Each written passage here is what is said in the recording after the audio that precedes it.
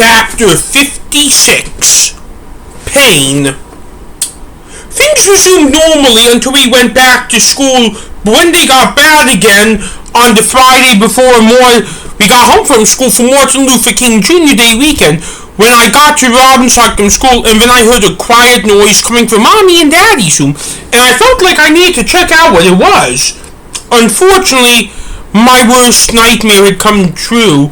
It was Mommy crying in her bed. "Mommy, are you okay?" I asked, trying not to cry because I was seeing her cry. "Go away," said Mommy.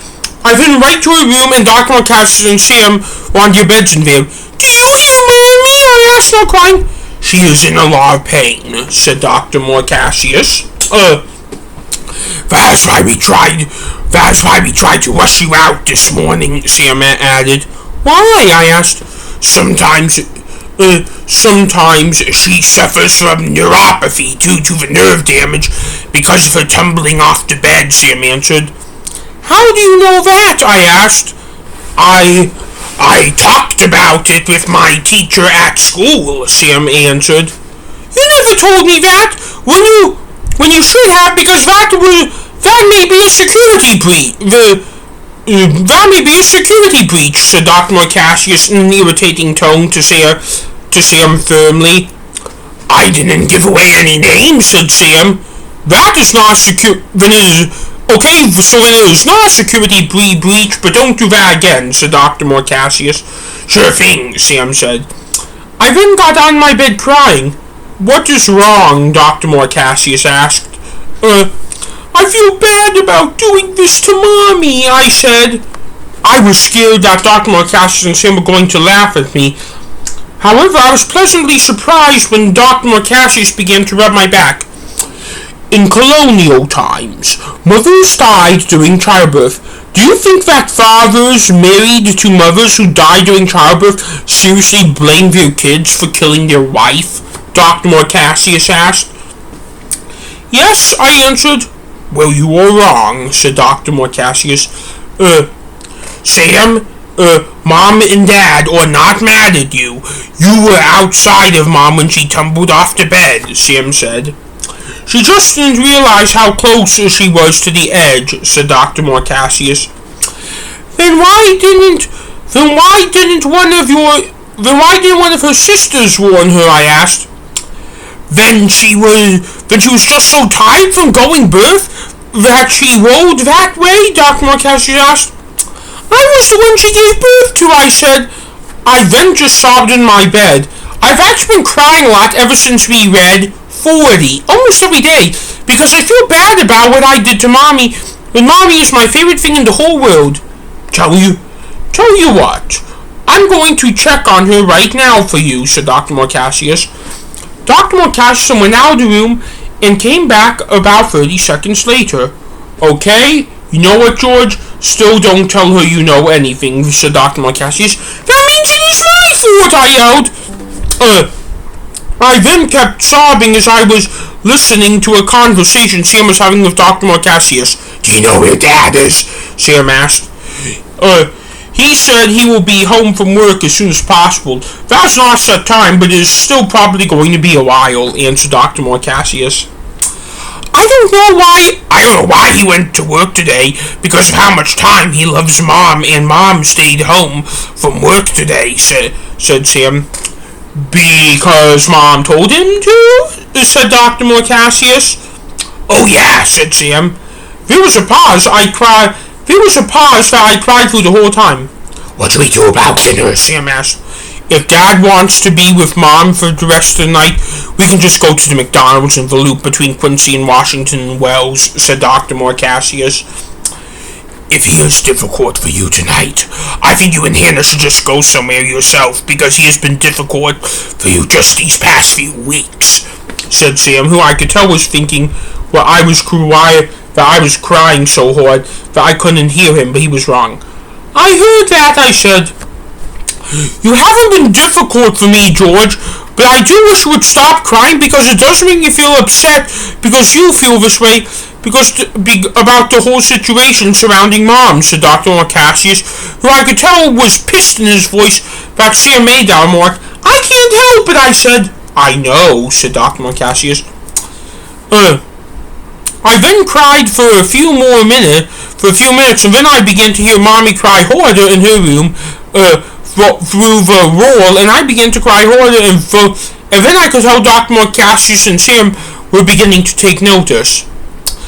I think I'm going to ask Hannah to come down here, said Dr. Cassius. What for? Sam asked. She was a psychology minor in college. I want to see if she can figure this one out, answered Dr. Cassius. Does she know about this to begin with? Sam asked. Yes, Dr. Cassius answered. Don't, then this will get bigger than it already is, I said, because I was not liking this idea. He's right, I said. Well, Dr. Cassius then turned to look at me, and then he turned to look at Sam, and then at the ceiling, and then walked out, and I could tell he walked over to Mommy's room, and then as he was walking over to her room, we heard Dad enter Robbinsog. Hi, Marcus. Tell your brothers I said hi. You're on your own for dinner tonight, because I'm going to be with your Mommy for the rest of the night, I heard Daddy say through the door, and then I heard Daddy march to the room. Dr. Cassius then marched into our room. You know what, Sam? Too bad, said Dr. Cassius. No, I began yelling. Sam then began to use restraint on me. Get your hands off me, I was screaming. No one I could tell was listening. You are not going to get better unless you talk about with someone, which is what Hannah is for, said Dr. Cassius, dialing her number through the phone. Then this issue will get too big, I yelled as I was trying to break free from Sam. Well, you haven't told Mommy and Daddy about this, because I told you too, and I told Hannah about this because she is my girlfriend, and I told her not to tell anyone else because it is so big. I think it is big enough as it is. You will be fine, said Dr. Cassius. I then saw Dr. Cassius hit the send button through the phone. No, I was yelling before Sam began covering my mouth. Hey, Hannah, can you do me a favor? Asked Dr. Cassius into the phone. Pause as I saw a frown appear on Dr. Cassius's face. Oh, okay. I will talk to you later, said Dr. Cassius, looking quite upset. Dr. Cassius hung up the phone. Shit, Dr. Cassius said. I then bit Sam's finger. Ow! Screamed Sam. Well, it is my lucky day because Dr. Cassius is getting what he doesn't want, and I get to bite you away from me, I said. You are responsible for half-crippling Mom, said Dr. Cassius. No, I screamed. Ventrius, said Dr. Cassius. Sam's left middle finger, I could see, was gushing blood. I think it looks like you two are cooking dinner tonight, said Sam. Fine, said Dr. Cassius. Do you know where the first aid kit is? Sam asked. In the restroom. I'll get it for you, but then I better throw something together for dinner. Do you think you can watch him? Dr. Cassius asked. How about you just put the first aid kit in his room, Sam answered. Okay, said Dr. Cassius. Dr. Cassius then came back with the first aid kit in this room in several seconds there. Keep an eye on him, said Dr. Cassius. Dr. Cassius then left the room. Sam then stuck up his middle finger, gushing blood at me. What do you have to say for yourself? Sam asked. Stop means stop, I added. No, it doesn't. Most of the time, no means no, but not always. Like this time, I said. No. Do you realize how much pain you put me in? Sam asked. It was a small bite, I said. It is enough for my finger to be put in pain, and I am right now just in about as much pain as Mama is, and I know how much it upsets you with how much pain Mom is in, said Sam. Stop! Stop! You were just trying to scare me, I said. Sam then went to the door and got hold of Dr. Cassius. Dr. Cassius, Sam yelled through the door. Yes, Dr. Cassius yelled back. I need to get stitches. That's how much damage George put me in, Sam yelled through the door. No, I screamed. You should have thought about that before you bit my finger, said Sam. No, I screamed again. Stop it, Sam. Stop it, Sam. You caused enough trouble already, said Dr. Marcassius. Trouble? You were the ones putting restraint on me. Am I the one who is in trouble and Mommy is in so much pain? I yelled. Today would have been fine if it weren't for your behavior, said Dr. Marcassius. Shut up, I said. Are you telling me to be the ones to shut up? We had to cover your mouth, or they say you'll be quiet, and you're the ones telling us to shut up, Sam questioned. You should have left me alone earlier when I was crying, I said. Well, we can't because our parents are too distracting right now with each other, said Dr. Marcassius, with his face turning red just like his cloak.